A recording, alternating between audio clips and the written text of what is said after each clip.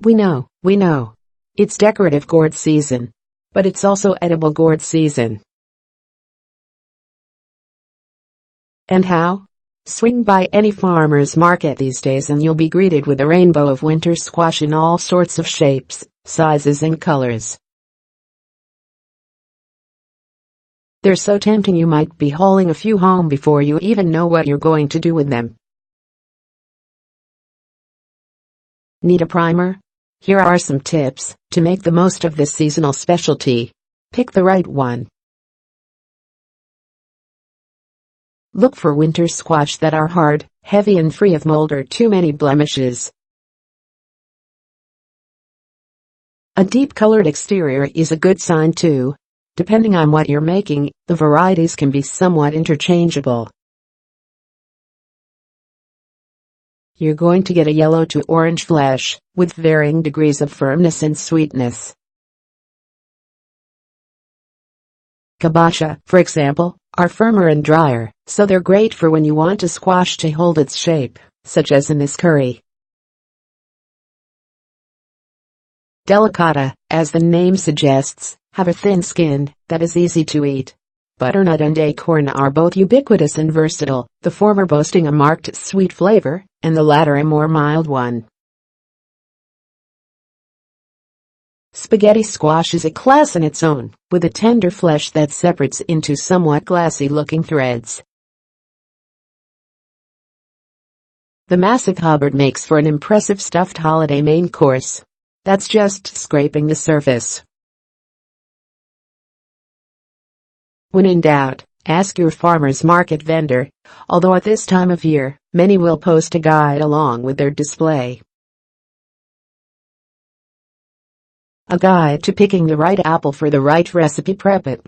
When you want or need to peel a winter squash, I found that microwaving it first hugely helps. Prick the squash in a couple of spots, and then nuke it for a few minutes. The exterior will soften enough to make getting the peel off easier without necessarily cooking the inside. Even if the inside doesn't get noticeably softer, you'll have less trouble cutting it up too. Tom McCorkle for The Washington Post. Food styling by Lisa Cherkasky for The Washington Post. Speaking of cutting, this is where it can get a bit nerve-wracking. Some folks recommend using a cleaver, but A, I don't own one, and B, if I did, I'd probably be too afraid to use it. If you're in the same boat, find the biggest, sharpest knife you have and get carving. You can steady the squash on a damp dish towel, or slice a thin plank off a side or two to make it rest flat on your board. Again, that will be easier to do if you first popped it in the microwave. You may need to rotate the squash carefully as you work your knife through it, rather than going straight down in one cut.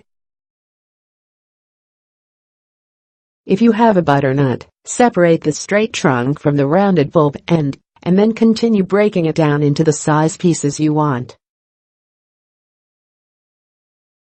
Roasted, raw and turned into soup, there's really no wrong way to make root vegetables. However you plan to cook it, you're going to want to take out the seeds.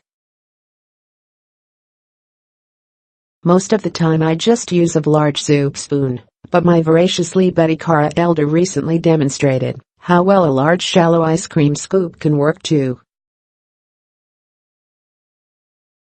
Whatever you use, scrape out the seeds and the stringy flesh holding them in. If you like, you can roast them. Remove as much flesh as you can, and then you can swish them in some water to get rid of even more. Don't worry about getting every last speck. Toss with olive oil, salt, your choice of spices, and roast on a baking sheet at 300 degrees or so until they're dry, toasty and just browning. Tom McCorkle for The Washington Post. Food styling by Lisa Cherkasky for The Washington Post. Cook it. There are so many ways to cook winter squash. Roasting is an obvious choice. You can roast halves in the oven at 350 to 400 degrees until soft, probably close to an hour, especially for larger varieties, cut side up or down depending on whom you ask. Or chop it into pieces for a much faster bake. There's also the microwave route, which is the logical conclusion to the peeling strategy. You just let the squash go until it's completely soft. More details in this recipe. Steaming is another possibility. Deputy Food Editor Bonnie S. Fenwick likes to slice squash, put it in a shallow glass dish with some water, and cook on high in the microwave, anywhere from 4 to 7 minutes. If you're one of the many people who now counts an Instant Pot multi-cooker among your favorite kitchen appliances, it can make very quick work of a squash, whether it's in pieces resting on the steam rack, or halves nestled above some liquid. As to what to make, you have lots of options. Use winter squash in soup, whether it's pureed or left in chunks.